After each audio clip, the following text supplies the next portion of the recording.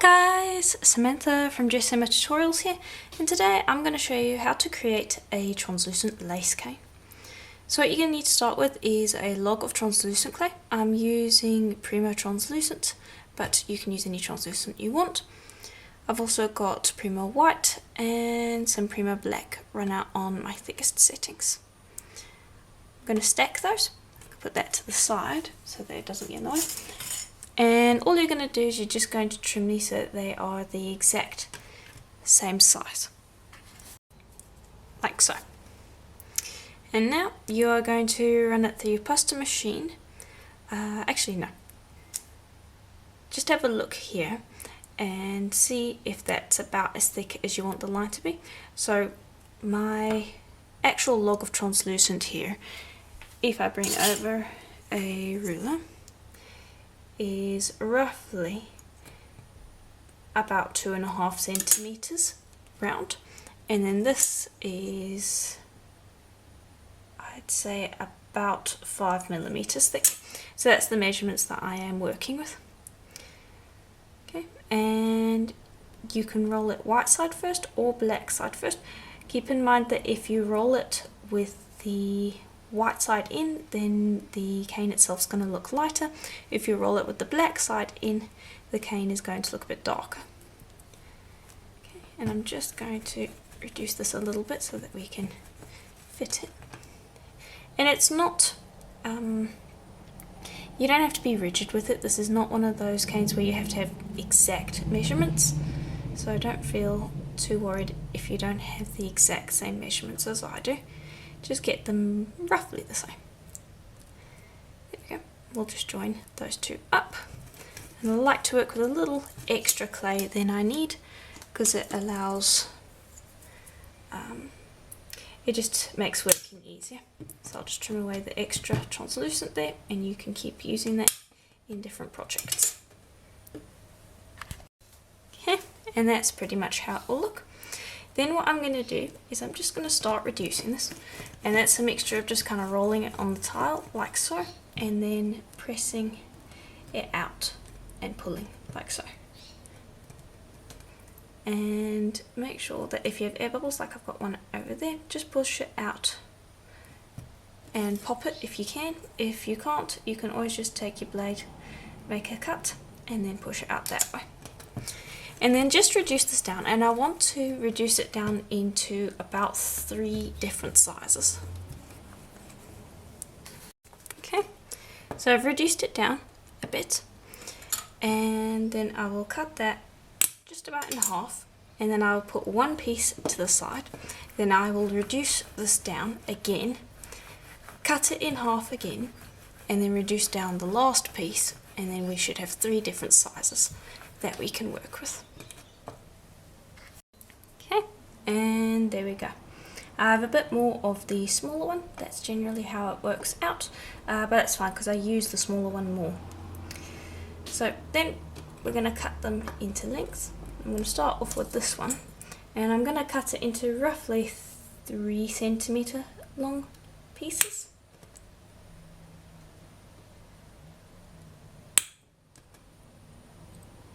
And then I'll cut all of the other pieces the same length. Now remember, any scrap that you have from this project, keep. You can use that in many different scrap techniques. Okay, there we go. Put that to the side. Do the same with the others. Okay, and I've just got them all to the side here. I'm going to grab the large ones, and I'm going to pop them together like so.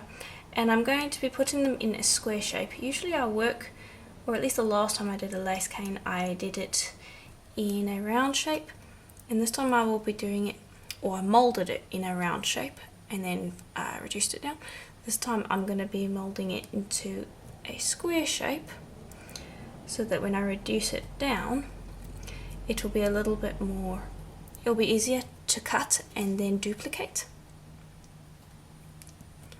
And that's also why I'm going to go with the large to small pieces, because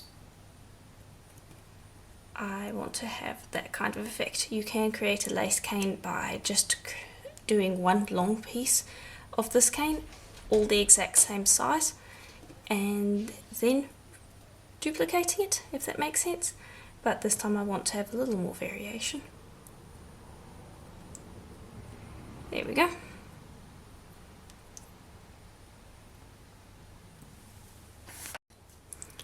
Okay. Then I'm going to press that together to form it into a square shape. And just get all those pieces to stick together, like so. And they won't remain round, that's not what you want. They're going to distort into one another and become a little more square shaped. Okay, and I'll just continue doing that a little bit. By doing this, you're not only sticking the pieces together, but you're also going to be reducing it a bit, and I'll do that until I've got it down to the size that I like, as you can see. So just keep doing that. Okay, and here it is once I've reduced it, and I just let it rest for a couple of minutes too. Just let it set up a bit before I cut it. And that's still actually an end piece. There we go, and you can see how that looks. It's quite nice. I've left it a little bigger than what I usually do, just because when we put this on top of something, because the whole point of a translucent cane is that you can see through the little translucent windows once you've baked it. I want to be able to see quite a bit of the pattern when we use it.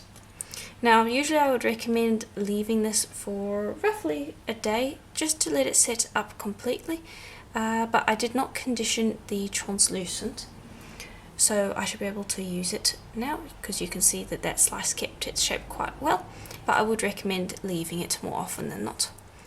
But let's make what we're going to be putting this on top of. Okay, so I'm going to end up using the scraps that we have here for our backing. I'm going to be putting silver leaf on this, but I don't see the need to use some new clay when we can just use the scraps. And what I'll do is I'll bundle that up together and then just chop it up a little bit,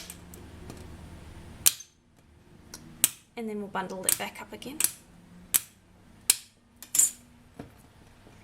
just to kind of separate a little of that out, and then just squish that all together. And we're going to actually make kind of the same shape as we did with the lace cane, but this time it's just going to be all scraps, so you might get a little bit of translucency, but for the most part it's just going to be the pattern.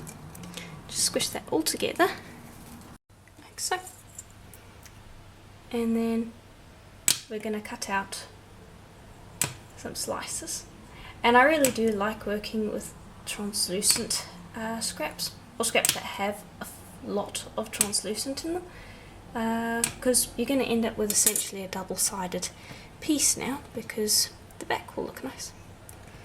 Pop these all together, and then we'll roll them out, and then we'll have a backing to work with. And there we go. Then I'm going to grab some metal leaf, in this case silver. And then I'm just going to pop that down and just stick it on, and you can use the paper that it comes in to do that. And I'm not going to crackle it yet, because we can do that a little later. Okay, there we go. Then I'm going to be using some alcohol inks, and here are the ones that I am using. I'm going to start with the yellow one. I'm just going to drop that on. Then I'm going to pop down 1 or 2 drops of the red, and then again 1 or 2 drops of the brown.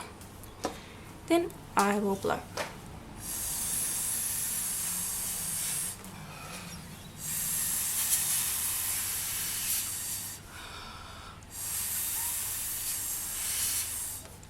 Okay, and then we've got a few open spots still, and I'm actually going to leave those. I quite like having a little bit of open space, I am going to spray a little bit of isopropyl alcohol just to dot it a little bit.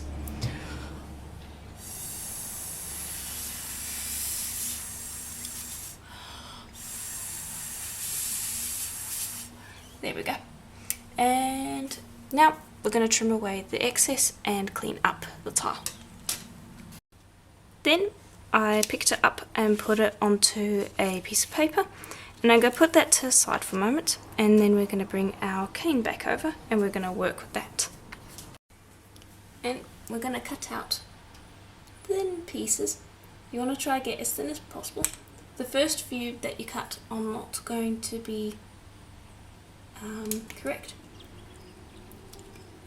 but after you get a rhythm going, you should be able to cut out some nice pieces. And just continue going until you have about 6 pieces.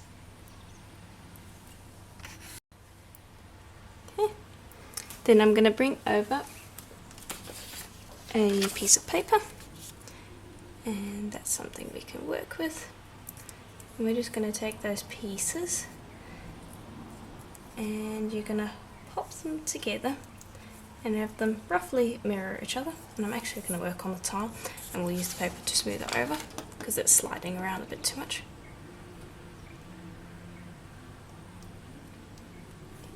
And just have them roughly mirror each other.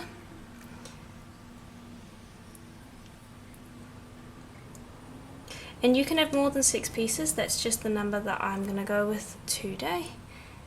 But you can definitely use more if you want.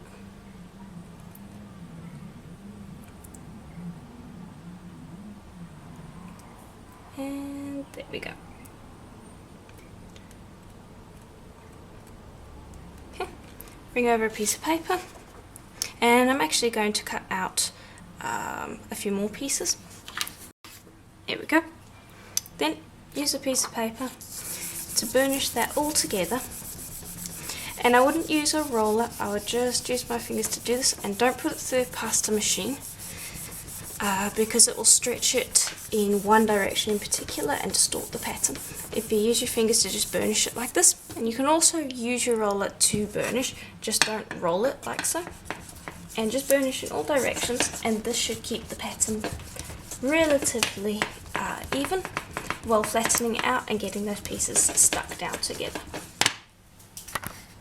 Okay. There we go. Then just lift that up.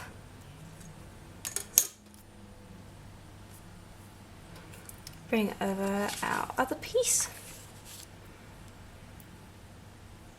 Just going to stretch that a little bit. And then lay it over. And we can give this a sand, so don't worry if you've got some dirt on it, that's perfectly fine. Now I'm going to put a piece of paper down just so that I don't end up having it lift up and stick to my roller. And I'm going to roll it a little bit because I want it to crackle. Or at least I want the underside to crackle. And just notice when I'm doing this that I am going like twice in each direction, so that the pattern remains consistent. There we go, and I might do that a few more times. Okay, then I put a little piece of plastic wrap over the top here so that we can get a domed effect. And I'm actually going to use this cog cutter because I think it will look quite nice. Bear in mind, just because I'm using one cutter on a sheet like this, you can cut out multiple pieces. I often end up using the leftovers in other tutorials, so I'm okay with having a lot of leftovers, but obviously you can keep cutting out pieces around this, or you can make the sheet bigger, you can make the sheet a little smaller as well if you want to. I'm just going to press that out, and I think the cog shape matches nicely with this kind of lace effect that we've got, but it's almost like a square lace effect. And I'm just pressing down quite hard because I want to cut through the cling wrap as well, if possible. Okay, and lift up. And the cling wrap helps it from sticking in the cutter as well, while also creating that domed effect. I'm going to continue pressing just to make sure that I've cut through. Okay, Then we'll lift up the cling wrap.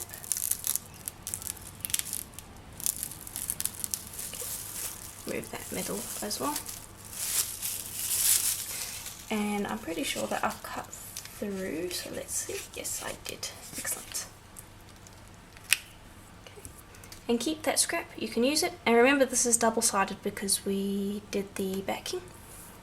Then I'm just going to smooth over once just to get rid of any wrinkles that cling wrap may have left a little bit on the surface. Okay. And then I'm going to bake it on that piece of paper for a full hour at Primrose recommended temperature, and the translucent should clear up once it's been baked. Okay, and here it is out of the oven. I've also given it a sand, and we're going to need to buff it just to get the shine up. I'm not sure how well the camera is picking up the metal leaf.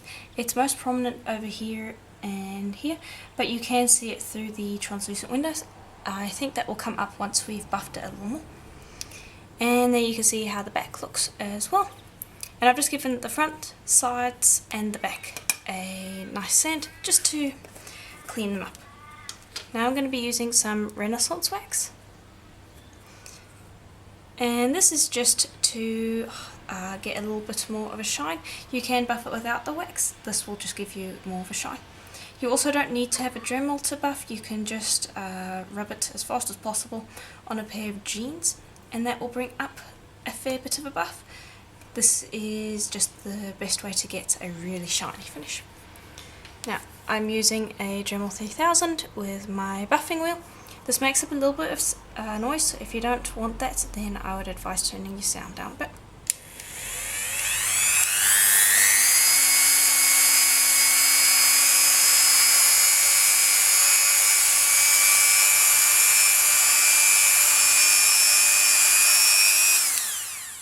Okay, now I'm not completely finished, I just want to show you what that has done, and it has brought out the metal leaf quite a bit more. I hope that the camera is picking that up. Pretty sure it is from the looks of it. But I'm going to continue buffing that. I will also buff the back and the sides. And there we go. And you can see how nicely that has brought up the shine. And I'm pretty sure the camera is able to pick up the metal leaf now because it is quite prominent. Now I'm just going to bring over our piece that we actually cut this out of, and you can see how big of a difference there is once the piece is baked. And really this is why translucent clay is a lot of fun. It's because you're going to get a very different result after you've baked it, and so that is something to keep in mind when working with it. Now we are going to assemble this piece. Okay, and there we go. All I did was I added a eye pin over here, which just gets screwed into the clay. I can't show that very well on the camera because I need to hold it up close so I can see, so I haven't shown that. Also popped a bail on and then put it onto a rubber cord. Very simple, very easy and quite effective. Now bear in mind you don't have to use today's tutorial as a pendant, you can make earrings as well. As you can see, this would look quite nice as an earring if it was a little bit smaller. To make earrings you would want to reduce the cane down a little more, I would think, just because you wouldn't be able to see a lot of it on the earring.